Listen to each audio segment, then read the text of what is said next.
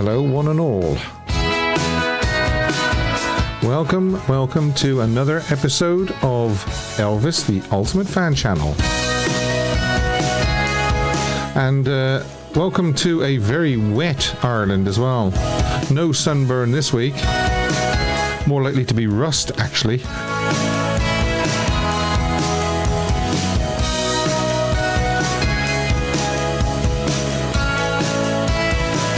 I hope I find you well.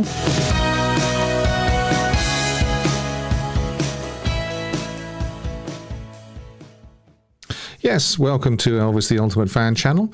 I hope I find you well. And yes, I hope I find you well. And unfortunately, I have to start this week on a very, very sad note. We lost a very dear Elvis friend, a very dear friend of the channel. And I know some of you knew this young lady as well. And it is Linda, although a lot of people knew her as Ludan, beautiful Ludan. And there she is at the Westgate with the Elvis statue. And during the week, I got an email from her husband to say that she'd sadly passed away. Now, I knew that she was ill, and we were hoping for the best, but unfortunately, the outcome wasn't what we all hoped. And some of you might remember Lou from the Fan of the Year last year, August of last year. She won the Elvis in Concert Red Tour jacket, and I remember getting an email when I told her about it, and she said, "Steve, I am absolutely thrilled with this news. I have tears of joy. I don't know which I love more, the title Fan of the Year or the Red Tour jacket." And her husband said she received so much joy from the time she spent participating on your channel. No question, Fan of the Year was the winner. So I just wanted to, if you hadn't heard that news, that's the news. And I'd like to dedicate this live stream this week in memory of Linda, our beloved Ludan. And there will be something at the end as well, so stick with me till the end. It won't be the normal outro anyway. So yeah, I must admit I was devastated when I heard that news, when I got that email during the week. So what have we got coming up? We've got, obviously, the Lisa Marie book cover was unveiled, and I want to discuss that further in a few minutes. And you can call me, as always, on Discord. The link is below if you haven't... If you haven't yet joined Discord, you can click on the link and then you can accept the invite, and then you can call me. Or you can also call me on WhatsApp. The number is there on the screen. Instagram, Facebook Messenger as well. So we will be discussing that. I'm a little bit puzzled about when I first saw the cover, and the more I think about it, the more puzzled I seem to be getting. Chris, yes, Ludan, sweetheart, R.I.P. I was devastated as well, Steve. Such a lovely lady, and I'll miss her.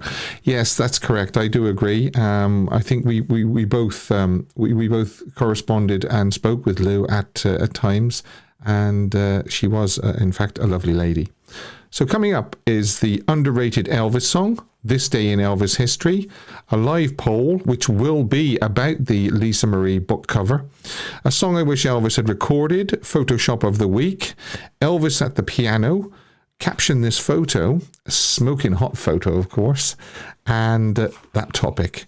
Thank you very, very much to all the the nice messages that I get during the week, show of support and help and suggestions as well, because I'm always after suggestions for those things like Elvis at the piano and caption this photo, and I wish Elvis had recorded. So I do appreciate that very, very much, and the kind, generous donations via Buy Me a Coffee and PayPal. So I promised a quiz, and the quiz, I said, I dropped a hint, it's about an album. All the questions are about an album, and the album is Promised Land. So how good are you on Promised Land? Because that's what all the questions are about this week. So, question 1. It is... Oh, yeah. Better get my trusty pen ready. And the trusty quiz jingle. I was going to change it from the funny voice one, but somebody said keep it for another week or two, Steve. So I will keep it for another week or two. I'm going to use blue this week. Okay. Blue, something blue. Okay. Now, here we go. 6 questions, all about the album Promised Land. And the first one is, excuse me, getting a little bit dry there. The first one is complete the lyrics, and it is Hound broke down and left us all. Okay? Hound broke down and left us all.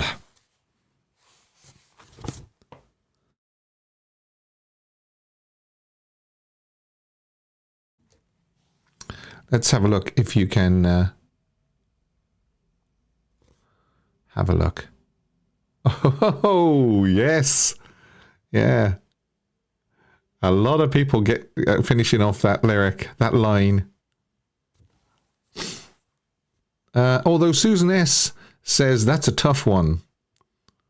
Well, it is, and thanks to Chris, by the way, for moderating, it is Stranded in Downtown Birmingham, and the first person to get that is Helen Murray. So well done, Helen. And, of course, you get the... Y'all listen to me, I'm good. I'm good. Yes, I know that voice you ain't. Okay, yeah. Hound broke down. I mean, I think that's the Greyhound bus, isn't it, that he's talking about.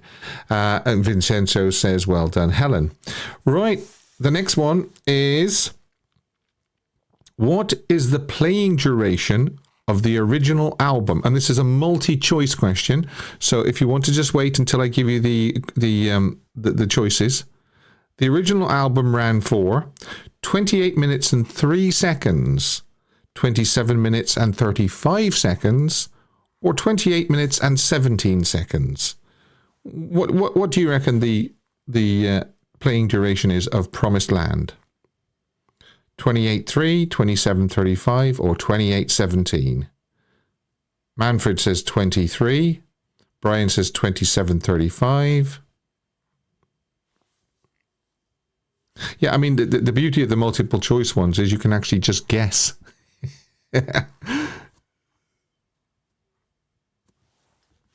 There was a question the other week, wasn't there, on a duration, and it was something like 20 minutes. It was a very, very short album. I think it was Roustabout, wasn't it? Okay, so let's have a look. Chris is saying Vincenzo. Okay, Vincenzo. Let's have a look. Because the actual answer is 28.17. And Vincenzo got in there just before Susan. Hard luck, Susan. Yes, yes. So, well done, Vincenzo. Of course, you get this. Y'all listen to me, I'm good. I'm good. Yes, I know that voice you ain't. Yes, okay. Now, this is a question on the album, obviously, and you've got to tell me what was track 4 on side 2 of the original release. Track 4, side 2, original release. And Dylan says he's playing along. Thanks, Dylan. There seems to be some problem with Dylan's YouTube where he cannot comment on the live chat. So I'm going to have a look at that when I've finished the show. I can't obviously look during the show, but there's definitely something Not right there, Dylan. I'm a bit disappointed there with YouTube. Okay. So, track 4, side 2, on the original release. And a lot of people... Isabel, hi Isabel, your love's been a long time coming. No, it wasn't that. Brian Roberts says there's a honky-tonk angel. No. Den for you says thinking about you. And Den for you is actually right. But I don't think he was the first. And in fact, according to Chris, it was Helen. Well done, Helen. Yeah, thinking about you is the right answer. And a wonderful, wonderful song. Probably... it's a hard one, but it could well be my favourite song on Promised Land. Michael Riker. Hello, everyone. Hello, Michael Riker. I was talking about you. We were talking about you last week, actually. Myself and Brent. So, welcome. Nice to see you on the chat, Michael. So, yes, Helen. Well done, Helen. Y'all listen to me. I'm good. I'm good. Yes, I know that voice you ain't. Yes. Okay. Den for you says Helen is rocking. Yes, Helen is rocking because it's 2 to Helen and 1 to Vincenzo so far. So who's going to be the next one to get the... Y'all listen to me. I'm good. I'm good. Yes, I know that voice you ain't. Right. There was a song on Promised Land called Mr. Songman. Who wrote it? Very, very... Finally nice to be on live Sundays. Sundays can be tough, yes. Sundays can be busy, actually, even though it's supposed to be a day of rest.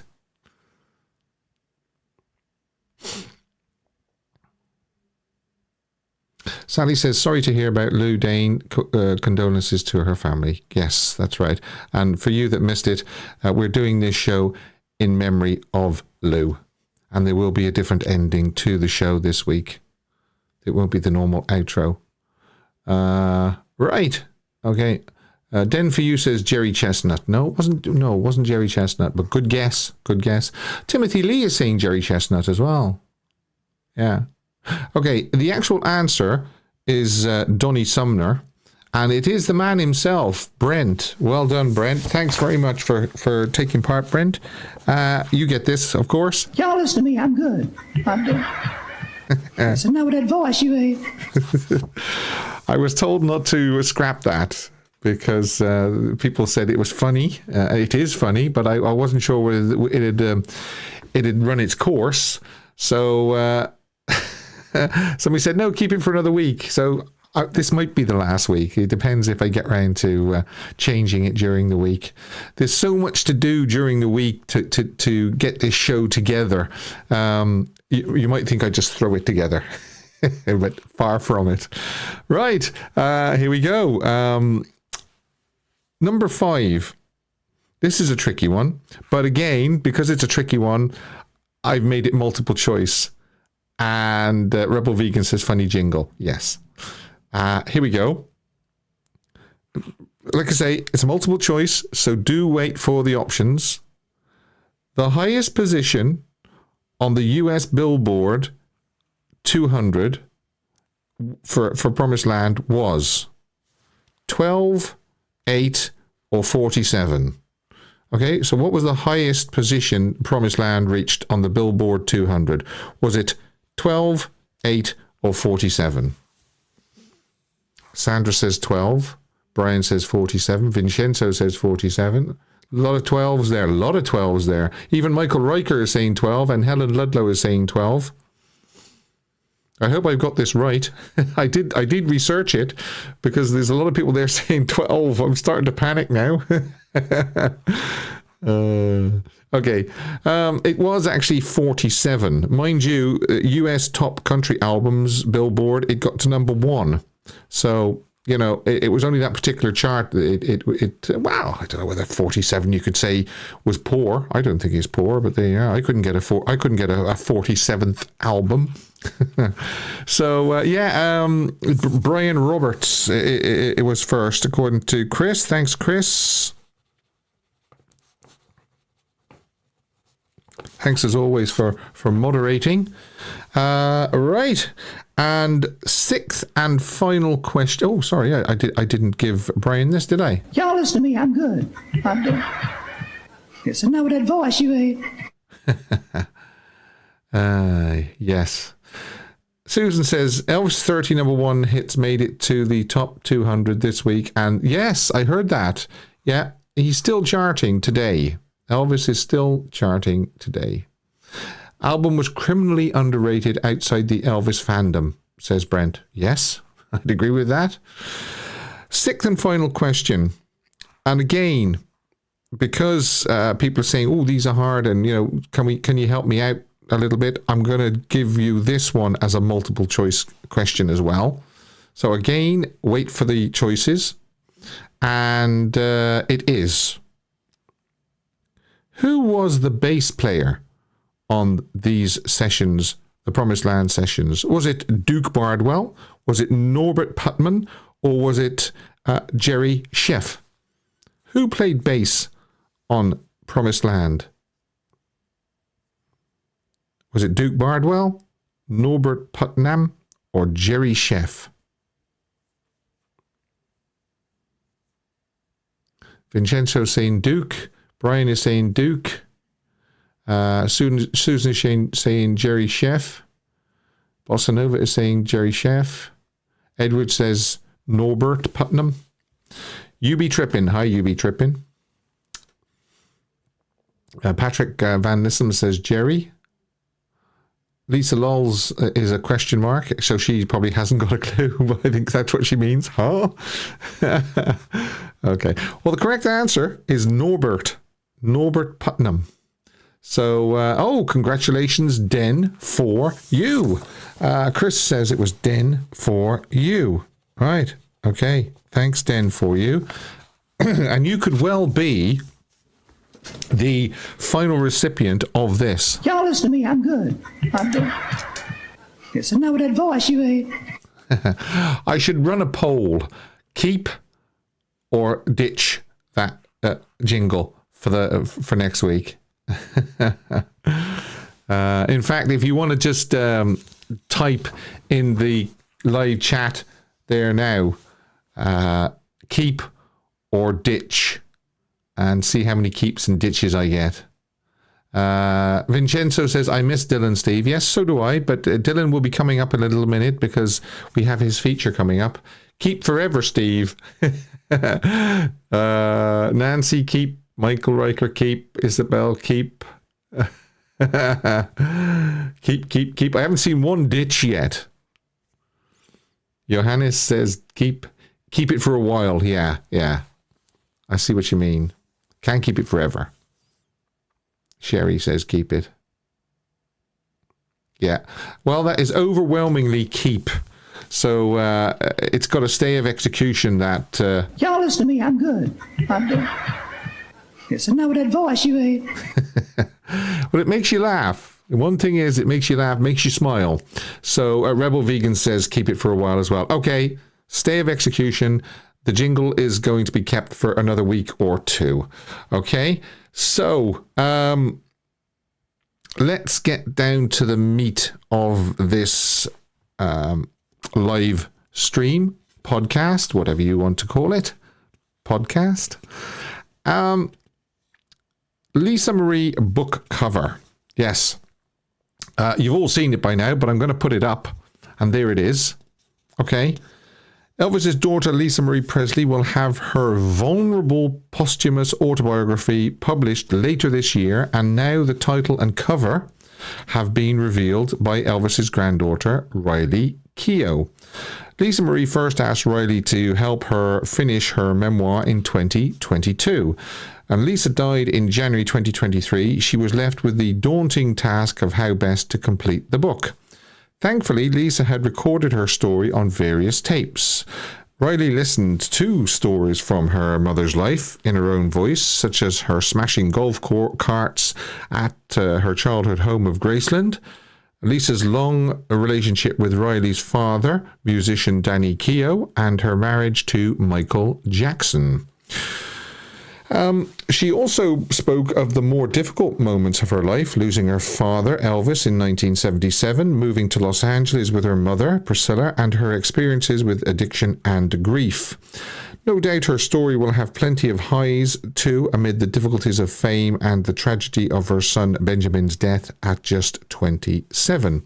So, as you can see, this week the cover has been unveiled. The posthumous autobiography is called From Here to the Great Unknown.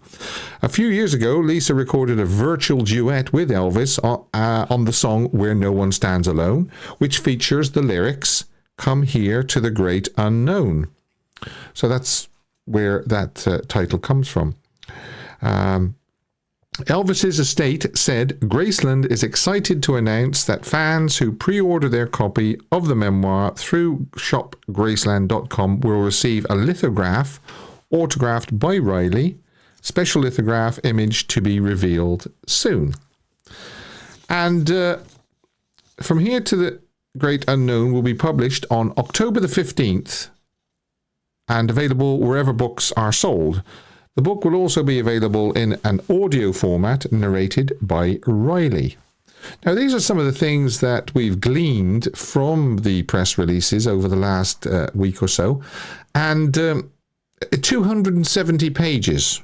Oh, before I just want to preface what I'm going to say here now, because people might think I'm knocking the book or I'm not looking forward to it. I am not knocking the book, and I am looking forward to reading it. However, I'm perplexed to think that she's going to get all this in 270 pages. How can you cover your life being the only daughter of arguably the world's most famous person in only 270 pages? I'll say that again, 270 pages. That is a very, very short book, I think, anyway. Unless, of course, the typeface and the font is extremely small, which I don't think it's going to be. I have been told, I cannot reveal where I heard this and who told me this, but I have been told that approximately 100 pages of material have been taken out. Now, that might just be normal editing. Now, I don't know whether this was before or after Lisa Marie's death, and as I say, it could just be editing. So, but there's 370 pages down to 270. The cover. Now, have a look at the cover. Does it work for you? Or do you think the choice of photo and particularly the layout is poor? The half of Elvis's face missing, and it's not that like when you open it up you're going to see the rest of Elvis's face, because his face is the opposite way to the opposite side to the spine. So even if his face was going around the spine, around the back of the book, he's the wrong side. So you're not going to see any more of Elvis's face. And what about the choice of photo too? Why choose a photo that includes Priscilla just to crop her out? That's another one. Again, I'm not pro or anti Priscilla. I'm just making a point here. Why choose a photo that includes Priscilla just to crop her out? Or is there a message in this cover? that's is somebody trying to send out a message to either Priscilla or the rest of the world, the Elvis world, or am I just overthinking this? There are more suitable photos of Elvis and Lisa that were taken that day, and I'm going to actually show you these now. Again, beautiful photograph. Lovely, lovely photograph. Why wasn't that used? Or even this one. Beautiful photograph. Elvis looks absolutely fantastic. Lisa is obviously enjoying what her dad is saying to her. Dean Edelston says, "Morning, Steve, 4 a.m. here in Australia." Welcome, Dean. And hello, Australia.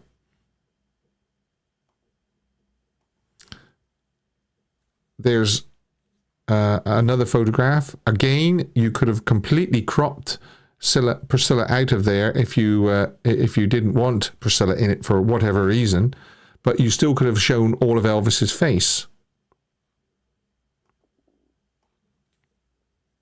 Beautiful, beautiful photograph there of Lisa, Elvis, and Priscilla.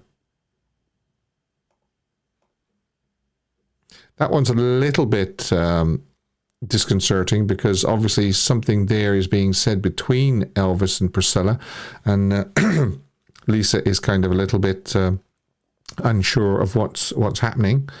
But again, if they wanted to sort of show or give out a signal, they could have used that one and kept Priscilla in it. Beautiful, beautiful shot there of father and daughter.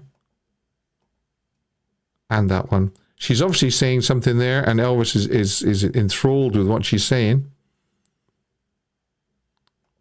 And just to compare the cropped and the uncropped, there it is.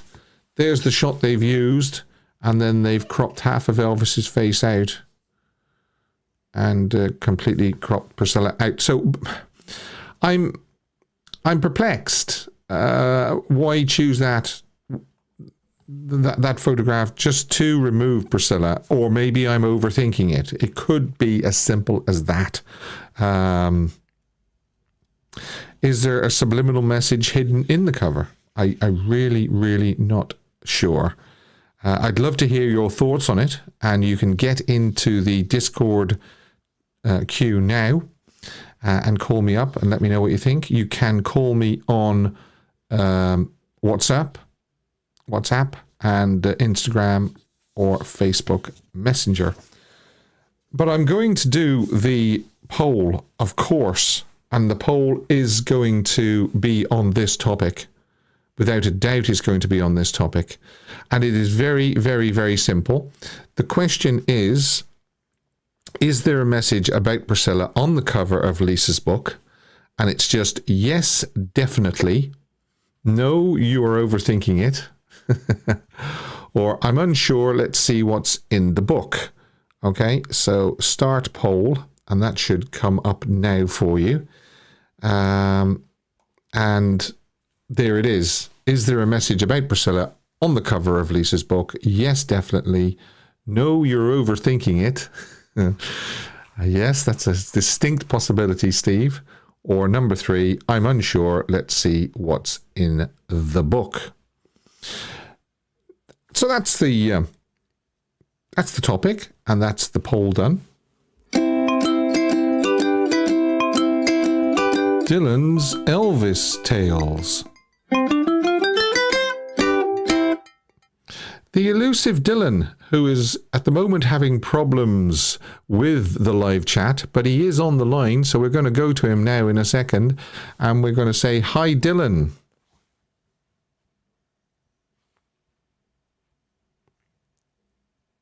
Oh, dear.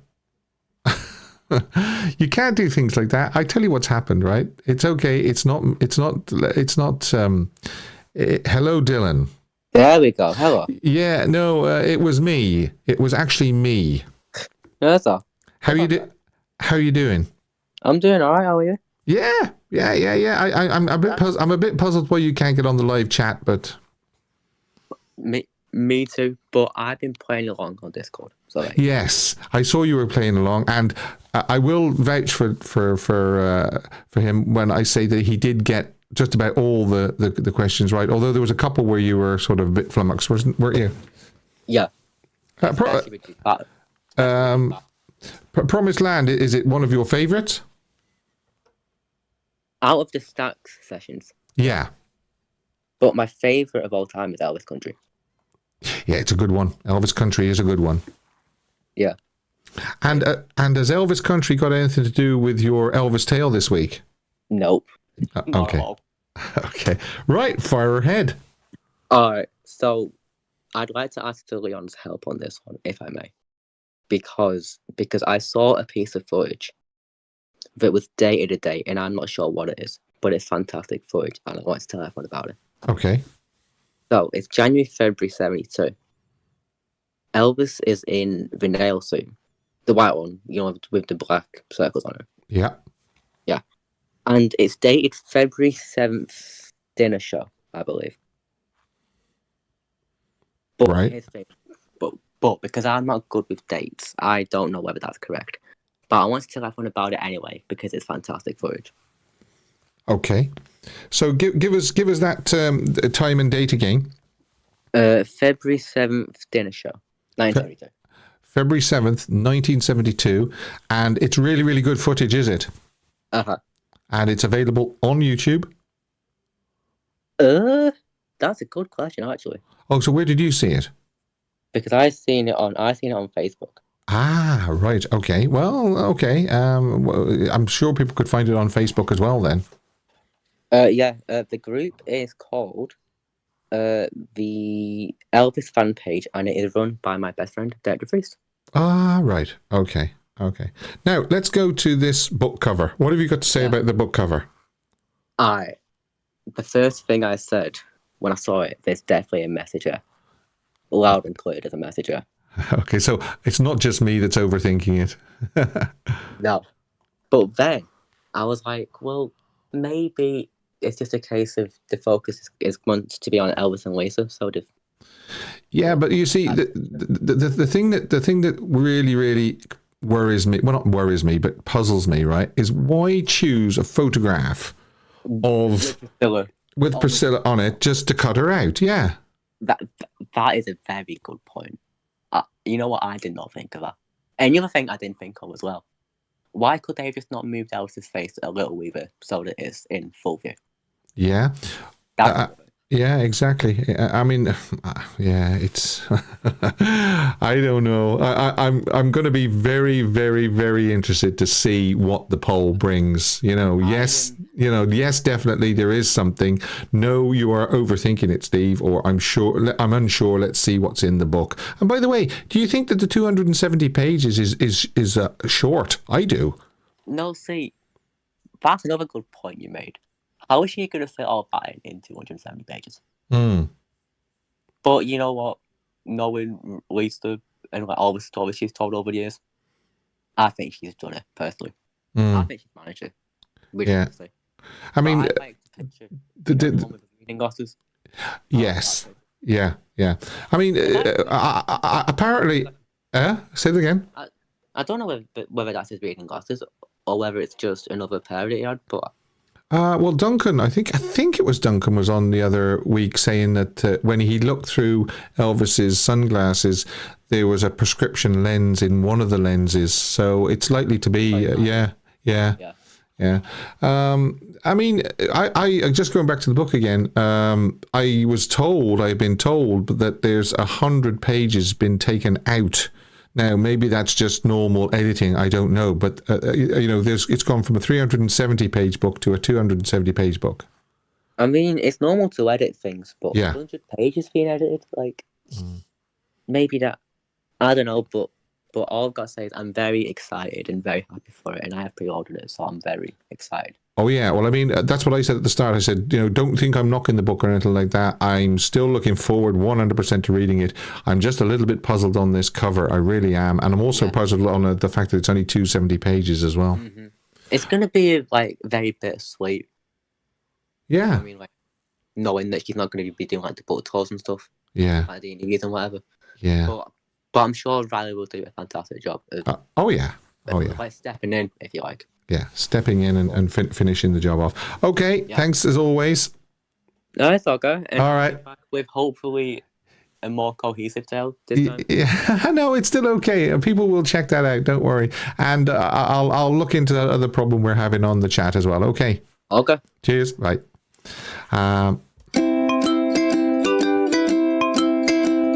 Dylan's Elvis Tales.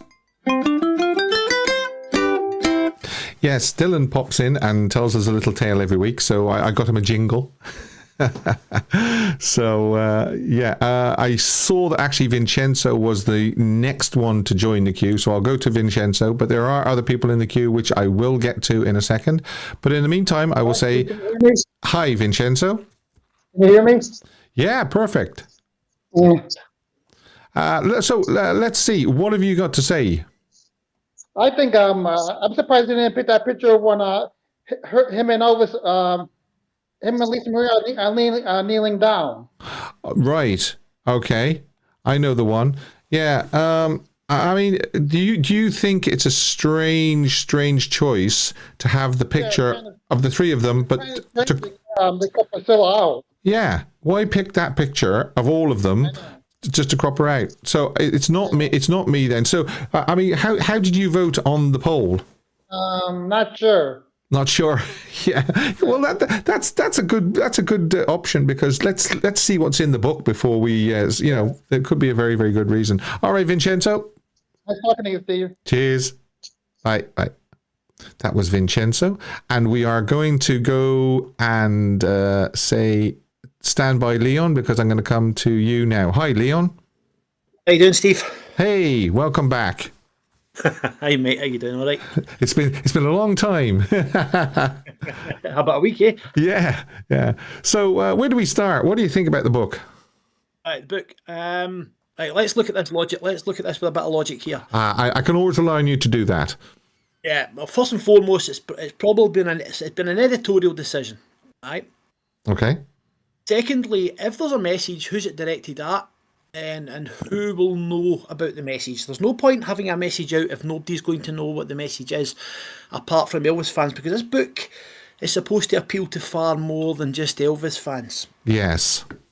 Secondly, the fact that Elvis isn't completely in the picture. Well, remember, the book's not about Elvis. The book's about Lisa.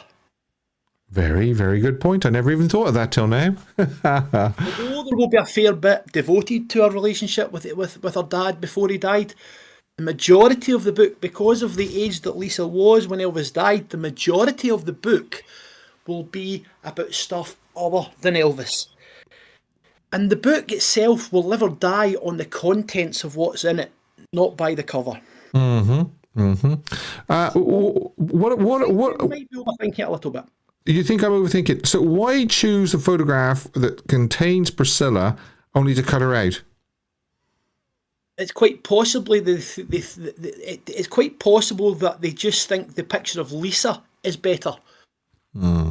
Yes, I see what you mean. I mean, you saw the photographs I showed there before I opened the lines, yeah? Photographs. Yeah. I mean, as fans, we all know those photographs. Mm-hmm. But if anybody who's not a fan who's going to buy the book, remember, there'll be people who like Nicolas Cage will buy the book, people like Michael Jackson will buy the book. Oh, yes. So it's not just about, we're looking at it from an Elvis fan's perspective, but it's not necessary. It's not just aimed at us. Yeah. It's aimed at a far wider audience than that. And then once the critics read it and how their reviews are, then that the readership could expand even further. Do you think that people will realise where that "From Here to the Great Unknown" comes from? The average fan probably won't realise that that's from, the duet that they rang. Yeah, they sang. Yeah, probably not. But titles tend to be what they are. I mean, the titles tend to be personal to the person who's either written the book or the biography of who they're about. So, I mean, let's be honest. If you looked at Peter Gurnick's biographies, Last Train to Memphis or Careless Love, nobody, unless you're an Elvis fan, would know what they meant. No, that's true. That's true. They wouldn't. Yeah. So, but listen, we'll see what the contents of the book are, and then is that what you voted? You voted, I'm sure. Let's. No, I didn't. I think we're overthinking. I do think we're overthinking it. Right. That's fair enough. I do think we're over, because I mean, I don't think that the editorial decision will have been taken just to have honestly to have a good cover. I don't think, because if you're going to try and put a message on that and it's going to be detrimental to the sales of the book, then it defeats the purpose. Yeah. People need to read the book in order to get the message. Yes. Now, do you think that 270 pages sounds a little bit short? Depends what's in the 270 pages. Yeah, if she cuts out all the the superfluous stuff and just gets straight to the point, then I suppose 270 isn't that short after all. No, it could be if it's 207. I mean, sometimes less is more. Yeah, that's sure. Yeah, I would love to have known what was in the 100 pages that's been cut out, but it just could be little bits here and there that add up to 100 pages. It could be. Yeah. It most certainly could be. But just a wee note on the Promised Land album. Oh yeah. I agree with what Brent said earlier. She deserves to be far better known out with the Elvis fan base than it is. But it is hostage and a victim to the RCA marketing strategy in the 70s from Elvis's album. Virtually no publicity, and Elvis and the Colonel have got to take a little bit of blame for that themselves as well, because Elvis, remember, didn't do talk shows, didn't do these circuits. So if Elvis maybe did the talk shows and promoted it a bit more, I reckon it'd have been an awful lot higher than number 47. Yeah, and you know, something else that always perplexes me as well is, why do they use so many concert photographs on studio albums? Honestly, it's a real bugbear of mine, Steve. Because, I mean, let's be honest, very few of the actual album covers have any relation at all to the contents of the album. Yeah. It's that doesn't help when the non-Elvis buying public go to buy an album. Just look, it's just another one of those. They're all those Elvis albums are all the same now. Yeah. I mean, at least with Elvis, that's the way it is. That album cover is unbelievably good. Yeah, it makes perfect sense that you know what they're showing on that album cover. It does, but it also has Elvis in a pose of contemplation. The fact that it's a black and white photograph as well just adds to the atmosphere of that. Yeah. But as Dylan said as well, Promised Land certainly has the best of the Stax material. And remember, there are 4 songs from that album that Elvis took on stage with him. More than any other of the albums that came out of the Stax sessions. Yeah. Promised Land, Help Me. If you talk in your sleep. If you talk in your sleep. Yeah. And of course, it's Midnight. So that in itself speaks volumes. But I think it deserves to be an awful lot better known than it is, Steve. You know. But also, just before I go, if you remember, you mentioned that Michael was on the chat as well. Yes. His latest episode of Top of the Hops has just dropped, and I kind of mentioned it last week when we spoke as well, that it was himself and him that did our top 5 album opening track. So support Michael's channel and go over there and have a wee listen, leave a comment, and like and subscribe. 100% agree with you. It was gratifying actually to see Michael on the chat. I was very pleased to see him, I must admit. Okay, Leon, as always, a great call, and you've made me think. You might even have changed my mind a little bit. Listen, it's only a point of view. It doesn't mean I'm right. Exactly. It's just my own personal. I mean, listen, the bottom line is we have to remember that all opinions are valid and none are final. So that's correct. Well said. Cheers. Okay. Okay, I'll see you soon. Bye. Right, so that was Leon, and yeah, I mean, he's right. Maybe I've taken my eye off the ball a little bit here, and thinking that, look, you know, the cover, they're cutting Elvis out, they're cutting Priscilla out. Steve, this book is about Lisa Marie Presley. It's, you know, it's not all about Elvis. It's not always about Elvis. Let's wait and see. The 270 pages, I'm still a little bit unsure about. But then again, Leon says, yeah, but it depends what's in those 270 pages. They could be jam-packed full of information, and none of those superfluous that just to fill it out. So stand by, Mark, because I'm going to say I'm coming to you now. Hi, Mark. Hi, Steve. How you doing? Hiya. How's things? How did it go last night? You were live last night, weren't you? Yeah, live last night. Yeah, doing the gig. Yeah, it went well, mate. Yeah. Brilliant. Yeah. All good. What do you want to say? Just about the book. Yeah, the cover's a bit strange. I would have liked to just a whole picture of Lisa herself on the front. Yeah. Because it is about Lisa, as a lot of the other callers have said. You know, it's not going to be all about her dad. It's going to be about her life, and I know a lot of people, like last caller said, they're going to be buying it because they want to hear about Nicolas Cage and Michael Jackson. But you consider she wasn't with Nicolas Cage for that long, and she wasn't really with Michael Jackson for that long. And according to Priscilla, she never even. Oh, we've unfortunately lost Mark. I don't think there's. So just repeat that last bit again there, Mark. Yeah, I'm just thinking like the people are talking about, wanting to know about Nicolas Cage and Michael Jackson. Yeah, she wasn't with them for that long yet anyway. And Priscilla, she wasn't around Michael Jackson at all. He was never around her. So, yeah, I would have thought there'd be lots of stories to tell. It's about her life and everything. The cover.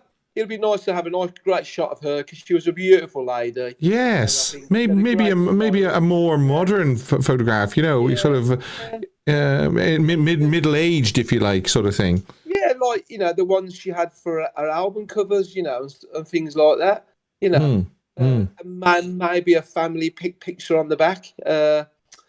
As like you were overthinking, like a few people. You just don't know, do you? She did have her ups and downs with Priscilla. Yeah. She did fall out with Priscilla. I don't know what the relationship was really like at the end of her life.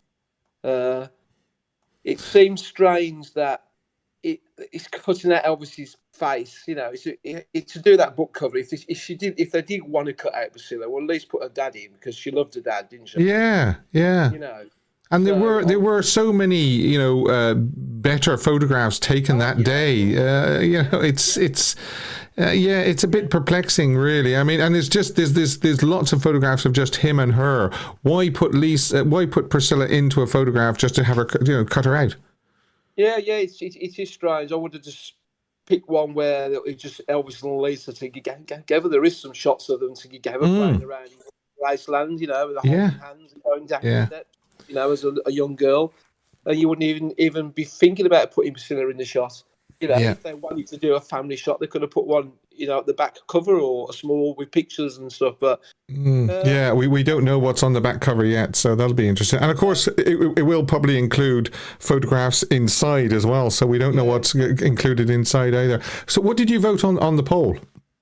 I did vote that there might be a message behind it because I don't know until you open the book and you read it. Yeah, we won't know. But I just find it a bit strange for the front cover myself. But I'm not overthinking it, but it's. I'm agreeing with you, like in a sense as well. Why do that? Did Lisa, before she died, was there any plans that she's, about the cover? Yeah, well, this is it. You see, we don't know actually. I mean, Riley might tell us later or near the time, but we don't know who picked that cover. Yeah, and was there any risk between her and Priscilla with Riley? You've heard that there was, and you heard that there wasn't. You got Priscilla's point of view, but over the years, Priscilla has changed the story about quite a lot of things, hasn't she? Yeah. Regarding things, so I don't know, but the pages as well. Yeah, 270. Yeah, it's enough. I suppose it's like anything. You don't put everything in someone's book. All the books about Elvis over the years haven't got everything about his life in it and what he did, because you could go on for books and books, couldn't it? Yeah. I'm sure there'll be enough in there. I'm not sure they'll probably, when we read it, we'll look back, they didn't mention this, they didn't mention that. I'm wondering, will we be surprised? Will there be more about Michael Jackson and will there be more about Nicolas Cage and Danny Keogh than there is actually about Elvis himself? We might find out quite surprising that there won't be that much about Elvis. That's why, only half his face is shown. Yeah, because obviously being a young girl, and obviously that, and when Elvis died, she was only 9, and it's quite hard. Obviously, she probably remembers the last couple of years of his life more than anything, from 7 till 9. Yeah, but she's had to cope with everything, after it, and would she remember everything as a young girl? Well, this is it. Of course, he was away a lot as well, wasn't he? Working, so yeah. I'm sure she would remember the last times, because in the last time she was at Graceland and all. Yeah, she probably remembers more the heartache at the end than the times that she had as a young girl, which she enjoyed herself, but she might have forgot a few of these things now. But always remembers that tragic end because she was there. Yeah, I mean, if she does cover August the 16th, I'd say it'll probably be a very harrowing read. That part. Yeah, I think so. Yeah. And I'll just want to say on to the prom, Miss Land. Yeah, a great album. I love all the tracks, and I'll sing quite a few of them songs off that album. I think it's a great. It's an underrated album, actually, isn't it? It is. Yeah, it's like Elvis Today was a great album. Yeah, well, you know? Yeah, I agree. I think they're both great albums, and I agree with you. Why they did all the concert shots on all the albums, it spoiled it really in a way, you know. But there was all shots that Ed Bonnier took, so it was like a free shot, wasn't it? Yeah, I mean, see, the thing is, I mean, they're all great shots, but I'm unclear why they had to use them for studio albums. Yeah, that's it. You know, I agree with the last caller with Elvis. That's the way it is. That's a great cover, and I think Elvis Country was a great cover showing. Yeah, that's right. On stage was another good cover. On stage was another good one as well, and possibly Moody Blue was quite a good cover as well. Yeah, that star above his, he's in concert, but it's the star on the cover. Yeah, the title. That seemed to go well, but the rest of them was concert shots. Yeah, they're all good, but didn't quite tie up with the with the material album and all that. Yeah, it just seemed to be, they could have made that a bit better, but yeah. Alrighty. The flow. It's a shame, really, but yeah. Okay. Cheers. Thanks, Mark. All the best. Bye bye. Now, yes, I'm looking at the picture of the cover now, and it came to my sort of while Mark was talking. There doesn't seem to be any sort of focal point. You know how most photographs have a focal point. So maybe this is the idea of this cover. There isn't a focal point because dead center of the book cover is Elvis's shirt lapel. Or whatever you want to call that, the collar and then the shirt going down. That's slap bang in the middle of the book cover. Elvis's face is off to the right and Lisa is well off to the left. So, yeah, that could be another sort of message that, you know, it's a half about Elvis and all about Lisa Marie. So we're only sort of going to be seeing half of the Elvis story. We're only going to be hearing half of the Elvis story. I don't know. I know somebody that is going to have a very, very good take on this, and that's Priscilla. And I'm going to go to Priscilla now. Hi, Priscilla. Hey, Steve, my boy. How are you? I'm doing really well. How are you? I'm good. Yeah. Interesting topic. Were you happy to see this released during the week? Yeah. Oh, sure, Steve, I've been waiting for this my whole life. Yeah, exactly. I want that sit-down conversation with Lisa Marie. Yeah. That's what I want. And I'm so glad and so grateful that Riley did take up the mantle and that this is coming. Lots of the points that I was going to make have been made by the other callers. That's okay. And probably more eloquently than I will. But I have waited for this, and I'm so glad it's coming. And I think we should, you know, I do think you're overthinking it, Steve. Yeah, okay. I think all covers are thought about. And, you know, if you look at the makeup of this cover, okay, we are only seeing less than half of Elvis's face, and we still know it's Elvis. Yeah. So will the rest of the world. Yes. Because that half is still the most recognizable human being that we've had the wondrous, joyous occasion of walking the planet. Yeah. It's also a very recognizable set of photographs that were taken. Mm-hmm. Even non-Elvis fans will, you know, be familiar with that set of images. Yeah. I mean, yeah, go ahead. The question I keep coming back to this though. Why choose a photograph including Priscilla just to cut her out? Well, I think you know, I don't know, was it Leon or Mark said it's actually a good picture of Lisa Marie. It's actually a very recognizable image of Lisa Marie. Yeah, she looks very thoughtful in it. Yes, I mean, I also think that this is reminiscent for me. Past week has been reminiscent for me of the conspiracy theories that, is he dead? Does he live in Graceland? Is he Yeah. hiding in the back shed? Is he in the stables? Is there a hidden message? Are they trying to talk to aliens? Really? I don't know.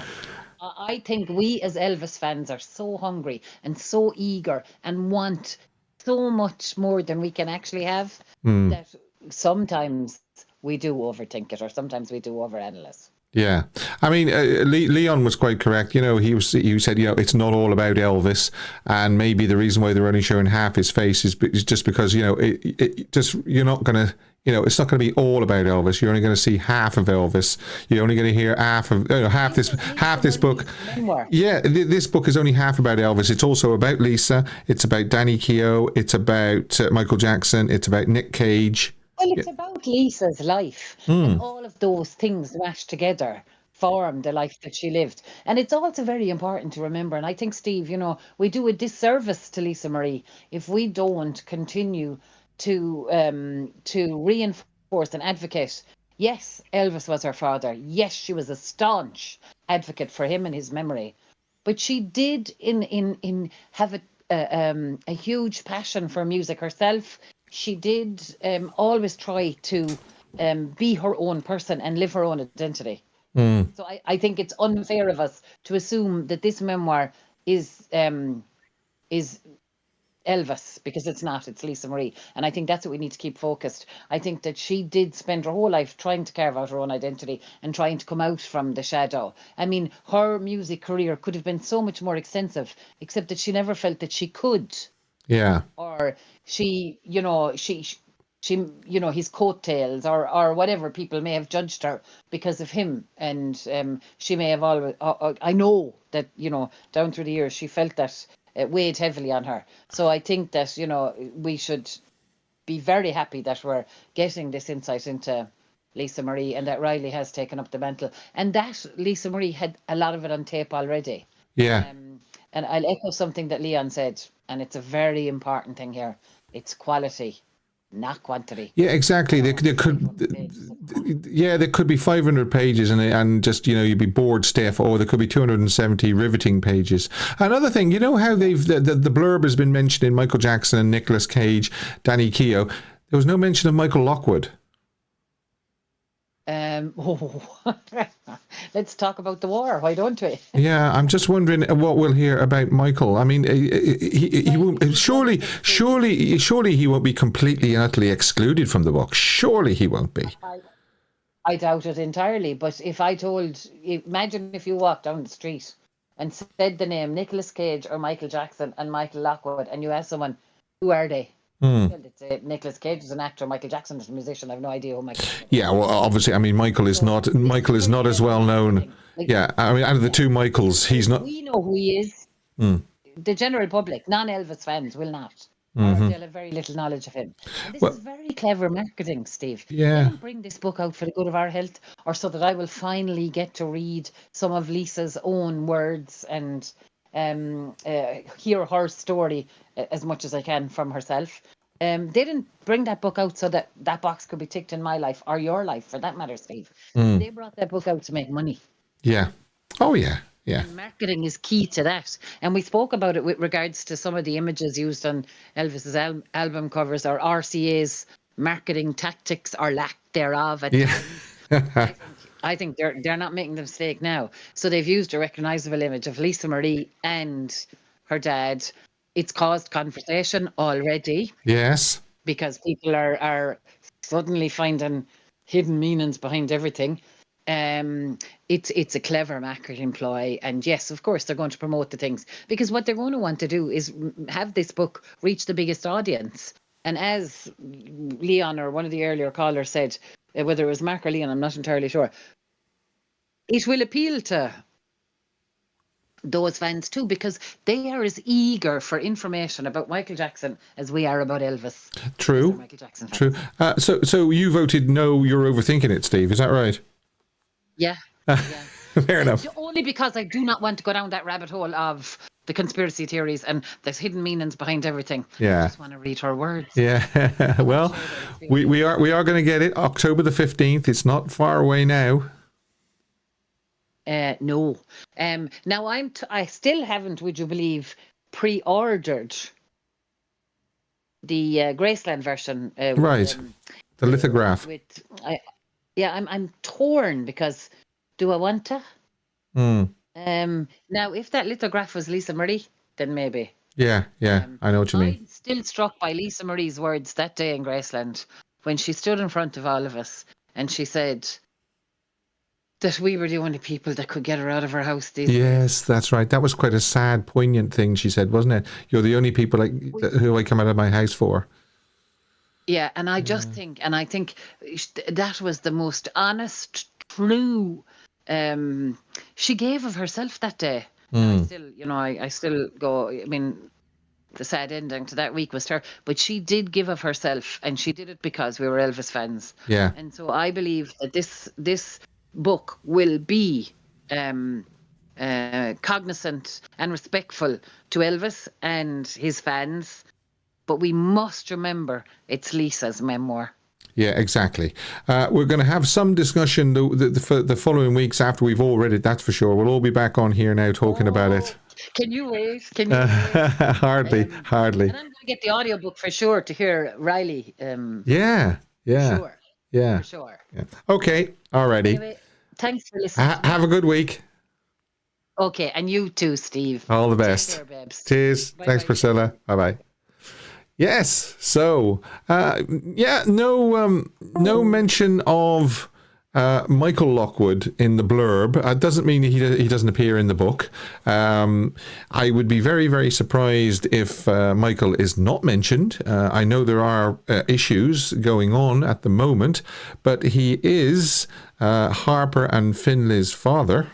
So, yes, no mention of Michael in the blurb as it's such. So thanks to all the callers, absolutely great, and we move on. This day in Elvis history. Yes, indeed. This is the part of the show where we or rather I show you and tell you all about what was happening on this day in Elvis history. So if it's a red letter day, an anniversary, a birthday or anything like that, you're wondering what Elvis was doing on June the 9th down the years. And it's a big one, folks. It's a big one. June the 9th was, for obvious reasons, and I'll get to it in a second. Just a reminder, is there a message about Priscilla on the cover of Lisa's book? Yes, definitely. No, you are overthinking it. Me? I'm unsure. Let's see what's in the book. You can still vote on that. Now, on this day in 1956, Elvis performed at the State Fairgrounds Grandstand, Phoenix, Arizona. And there's a paper cutting from it. What does it say in there? A frenzied girl waves a hat before tossing it over the fence towards Elvis. Okay. 1957, Jailhouse Rock, Anne Nayland and Elvis. I think the MGM were sort of trying to make out that there was maybe a bit of a romance or something going on between Anne and Elvis because, of course, as we know, Judy Tyler was married, so there would have been no connection or romance there for the studio to promote. So Elvis was working on Jailhouse Rock on this day in 1957. 1958, military service on a 2-week leave at Graceland. Elvis was preparing to travel to RCA Studio B to record his final tracks of the 1950s. He wouldn't step into a recording studio again until March 20th, 1960. 21 long months. His first post-army session was held at the very same studio and would make up part of the awesome LP Elvis is Back. Yes. So that's what Elvis was doing on this day. He was getting ready to travel to Studio B. Sadly, this period was the last time that Elvis and Gladys would spend together at Graceland, it would be, the next time he saw Gladys, she wouldn't be too well, unfortunately, and she would travel back to Memphis from Texas. But this was the last sort of happy times that they spent together. 1959, Elvis was hospitalized in the 97th General Hospital in Frankfurt with tonsillitis and a high fever from June 3rd to the 9th, 1959. Okay, and then 1960, 1962, and 1960, GI Blues, 1962, Girls, Girls, Girls, and 1965, Frankie and Johnny. But in 1964, Elvis reported to a music meeting at MGM for his new movie, Girl Happy, pre-production. So that's that. 1966, Paradise Hawaiian Style, co-starring Susanna Lee, James Shigeta, Donna Butterworth, Mariana Hill, premiered in Memphis, Tennessee, ahead of the June 15th national release. And we got 1970, after a very successful recording session in Nashville Studio B, where 35 masters were completed, Elvis flew home to Memphis. 1971, in Nashville again, Elvis recorded 4 songs to complete a gospel album, plus he did a vocal overdub on The First Time Ever I Saw Your Face, and the session finished about 3 a.m. So he sang He Is My Everything, There Is No God But God, I John, The Bosom of Abraham, and of course that vocal overdub, The First Time Ever I Saw Your Face. Now this is a biggie. This is the biggie. In 1972, Elvis made entertainment history by performing 4 sold-out shows in New York's Madison Square Garden. George Harrison, John Lennon, David Bowie, Bob Dylan, Art Garfunkel were among music stars that attended the show, amongst others, of course. Some of the shows were recorded and became the album Elvis as Recorded at Madison Square Garden. Well, the one that made that one was the evening show on the 10th. And it says, also An Afternoon in the Garden and A Prince from Another Planet. Elvis gave a press conference at 4 p.m. at the Hilton on the 9th. Asked about his image as a shy, humble country boy, Elvis responded, I don't know what makes him think that, this gold belt, and he stood up to reveal the international gold belt under his jacket, and his father proudly beams beside him. A lot of people maybe listening and watching at the moment have seen that belt at the Direct from Graceland exhibition in London. I saw it there back in November, and it's something else. It really is. So let's do Madison Square Garden. Here is Madison Square Garden on the 9th. Okay. He just did one performance on the 9th.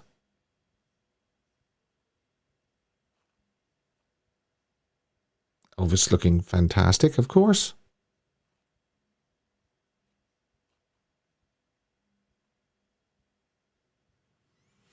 Then we have this, which is the matinee or the afternoon on the 10th.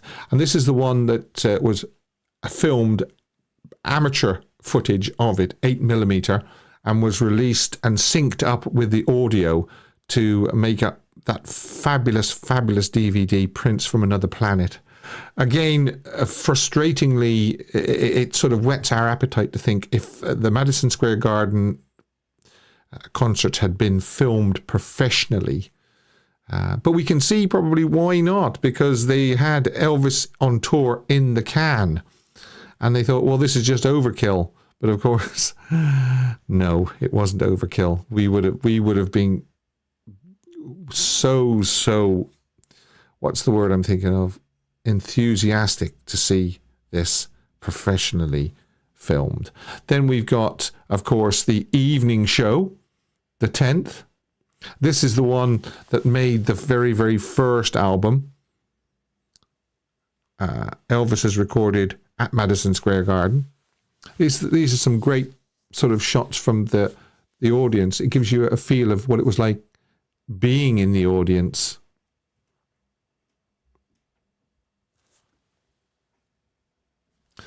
that looks more of a professional shot. That's definitely a professional shot by the looks of it.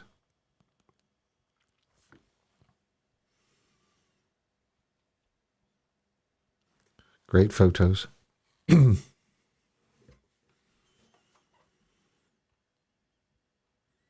And then we have the final show, which was on the 11th.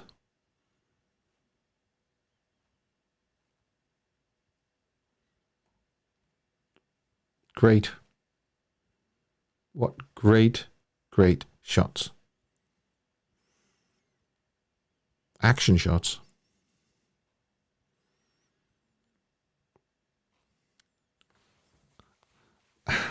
The cape, yes.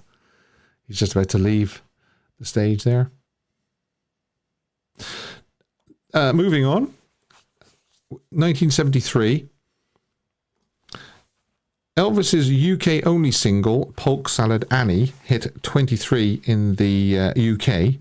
Elvis attended screenings at either the Memphian or the Crosstown almost every night of the month until he had to go on tour again on the 20th. 1975, we have Elvis performed at the State Fair Coliseum, Jackson. The majority of this concert was released on CD2 of the Follow That Dream release, Spirit of Jackson, Mississippi. This is quite an interesting bit of information as well, and you'll hear this on the CD. Before singing Mystery Train, Elvis chastises a security guard for his behaviour towards a fan who stepped forward to collect a scarf. Elvis said, "Don't be so rough on the people when they come down here. They're just coming to get a scarf. Don't treat them like they're going to jail." Now, that's Elvis all over. He didn't want his fans bullied or mistreated or anything. So I can really see that. So that was this day in Elvis history. And of course, the big year was 1972, Madison Square Garden. Fabulous time for Elvis. And we move on to Photoshop, and it's a really awful one. Thanks to the page Elvis My Love Forever for this one, actually. And it's, oh dear, yes. Elvis's head is photoshopped onto the body of Arthur Miller. Arthur Miller, the playwright, a novelist that Marilyn Monroe married. And there you can see that that is the shot. And when you put them side by side, you see that you get this. Goodness me. Oh, yeah. So as you can see, the original, top right, and then the original Elvis from 1956. So that's this week's Photoshop, and I did say it was a particularly bad one. So, yeah. If you know of any Photoshops that I haven't shown, and you can send it in with the original as well, I will feature it in a future show. We're moving on to this, which is which song do you wish Elvis had sung in concert, accompanying himself on the piano? And you can send in the songs actually to my Facebook Messenger. You can leave it on the Elvis, the Ultimate Fan Channel Facebook page. You can send me a WhatsApp. You can send me a tweet, or you can, as I say, send it to me on Elvis the Ultimate Fan Channel at gmail.com. If there's a particular song that you wished he'd sat down in concert. And this one was chosen by Pat Shepherd. Hi Pat, on this YouTube channel. And it's I'll Never Fall in Love Again. Yeah, I'll Never Fall in Love Again is a song written by Lonnie Donegan and Jim Curry, and first released by Donegan as a single in 1962. The most commercially successful recording of the song was by Tom Jones in 1967. Upon its first release, Jones' recording reached number 2 in the UK singles chart, but was less successful in the United States, where it peaked at number 49 in the Hot 100. Elvis, of course, recorded his version during what's now become known as the Jungle Room sessions in the den at his home, Graceland. At 9 p.m. on Wednesday, February the 4th, 1976, Elvis and the band began recording I'll Never Fall in Love, but after 2 false starts and 3 complete takes, they abandoned the song and began work on Moody Blue. They returned to I'll Never Fall in Love again after completing Moody Blue in 10 takes and did another 6 takes before Elvis was happy. Take 9 was chosen for the master, and overdubs of brass and strings were added to that take at Young & Sound Studio in Nashville on March 24th, 1976. The song became the concluding track on the LP From Elvis Presley Boulevard, Memphis, Tennessee, released in May of the same year.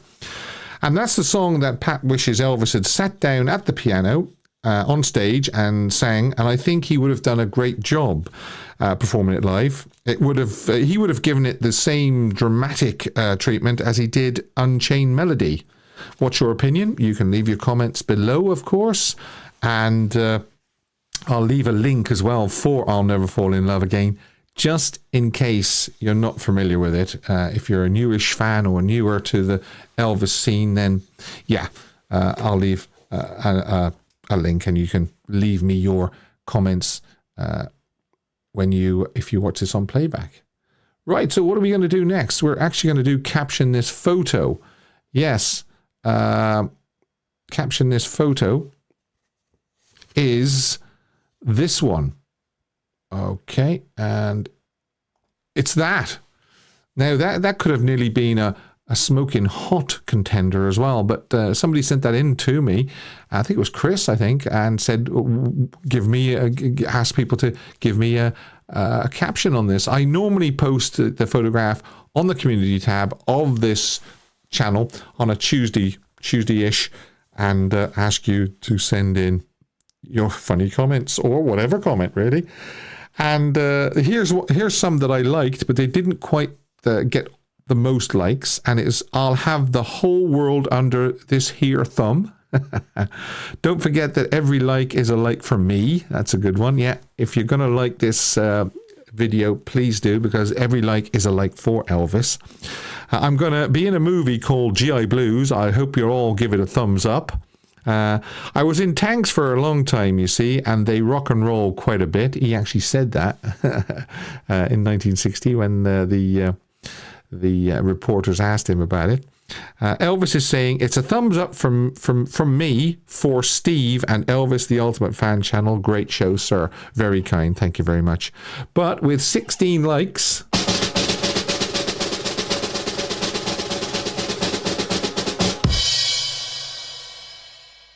it is LS, and all I did was twiddle this thumb and the place went crazy. Honest officer. That's a nod to the Baz Luhrmann scene where the police, the cops warn Elvis, don't even wiggle your little finger. So LS, thank you very, very much for that. And of course, yeah, we give you a round of applause. Okay, all right. A song I wish... do you know, I actually have a jingle and I didn't play it. Caption the photo. And I'm sad that I didn't play that because it's one of my favourite jingles. A song I wish Elvis had recorded. Yes. Now, let's... that could be a smoking hot photo, couldn't it? It really could, looking at that. A song I wish Elvis had recorded, suggested by Susan. Susan, hi Susan, from our Discord channel. We also know her as Elvis Memories as well. And it is this one.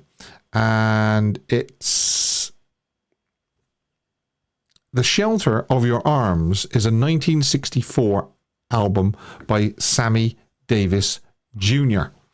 And the title track, written by Jerry Samuels, reached number 3 on the R&B singles, number 7 on the Easy Listening chart, and number 17 on the Billboard Hot 100, the weeks of March 7th and 14th, 1964. This was the second of 3 top 20 singles for Sammy during the 1960s. What Kind of Fool Am I? And I've Gotta Be Me were the 2 others. And Susan told me, a great Sammy Davis Jr. song Elvis would have knocked out of the park. Well, let me know what you think. I'll leave a link below. up to the song, and I'd love to see your comments about it in the comment section, which is below this video. So there it is. That's the one that Susan wished Elvis had tackled and made a recording of in a recording studio. Now, I'd just like to remind you, if you haven't voted on the poll, is there a message about Priscilla on the cover of Lisa's book? And of course, this is the photograph we're actually talking about. It's that one there. And then that is the picture that was used. So they have obviously chosen that picture with Priscilla in and then cut Priscilla out. It was very, very interesting what the callers said about it. A couple of them said, no, Steve, you're overthinking it.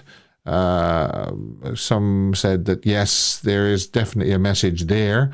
Leon made a very, very good point when he said that, this isn't all about Elvis. Don't forget, this is Lisa Marie's memoir.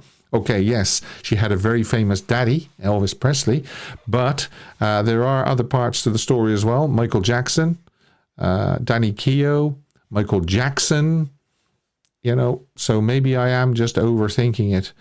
But that's what we are, that's what I'm asking you to vote on. If I don't see any more votes coming in, I will actually close that. In fact, yes, I think I'll close the poll. Let me make a decision. Yes, I'm going to close the poll. Let's have a look. See what we've got here. Okay.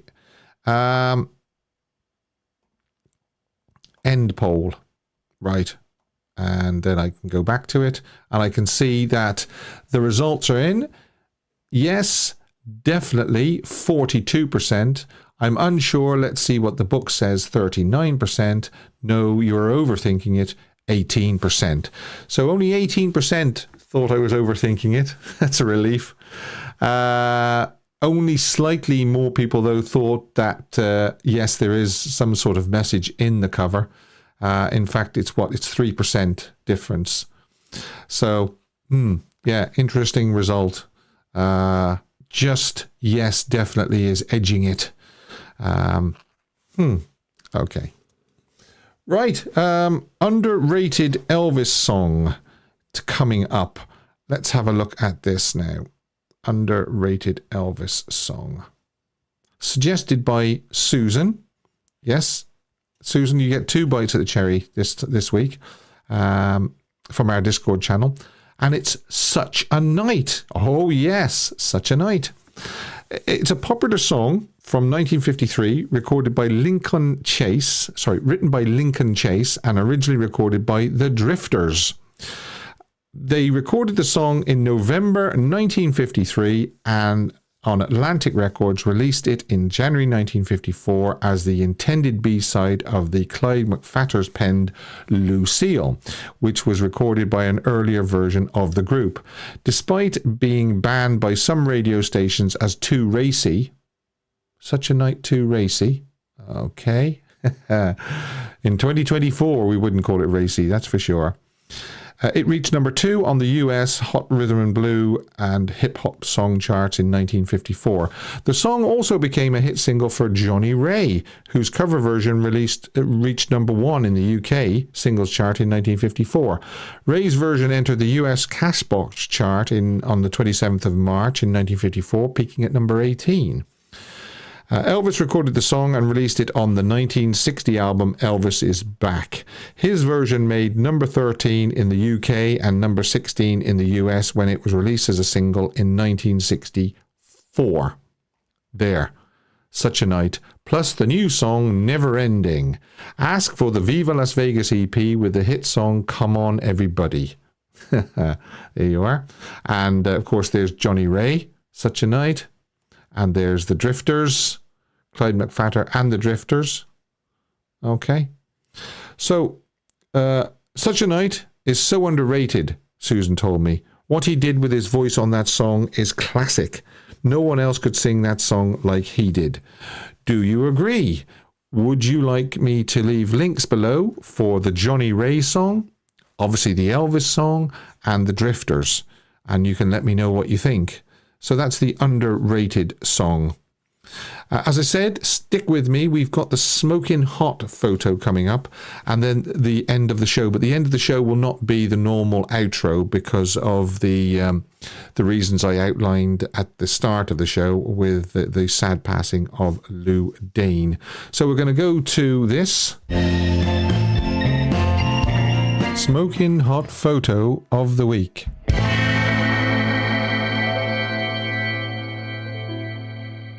Yes.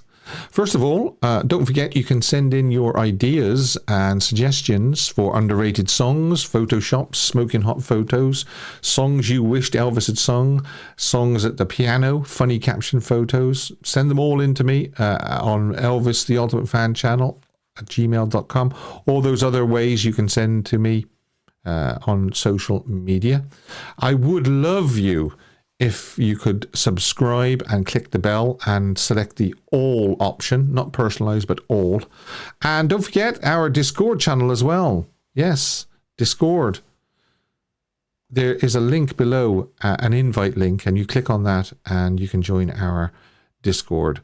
And you'll see photographs like the smoking hot photo, actually, because we have a Elvis picture of the day, and people vote on it by leaving hearts, and the one with the most hearts is the one that wins that day. And I do actually pull some of the smoking hot photos from that thread, and this is one of the ones that I actually pulled.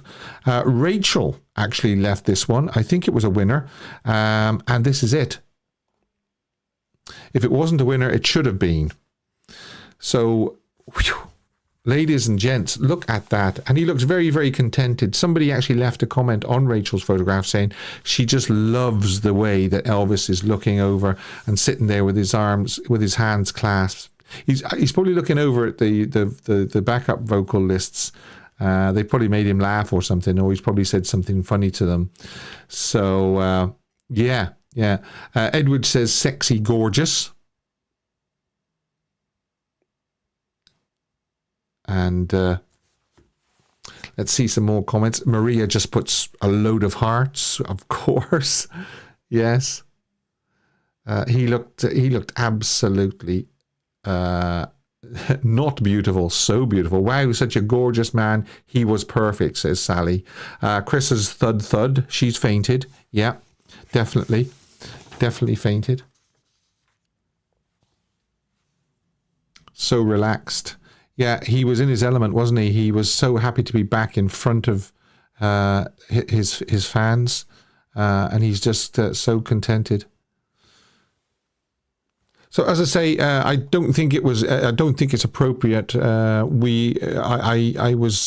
said at the top of the show that I was devoting and dedicating this particular show to the memory of Linda, or as we knew her better, Ludan, who passed away this week. And I didn't really want to just go out with Al DeVorn saying Elvis had left the building and all that, and the music. I just really wanted to, I think the best thing for me to do is just to, if I can find it, get rid of me and just post this in memory of our friend Linda Ludan, great Elvis fan. She will be missed. I will miss her. I know there's other people who are members of this channel who will miss her as well. And may she rest in peace. Good night and goodbye. And hopefully I will see you all next week.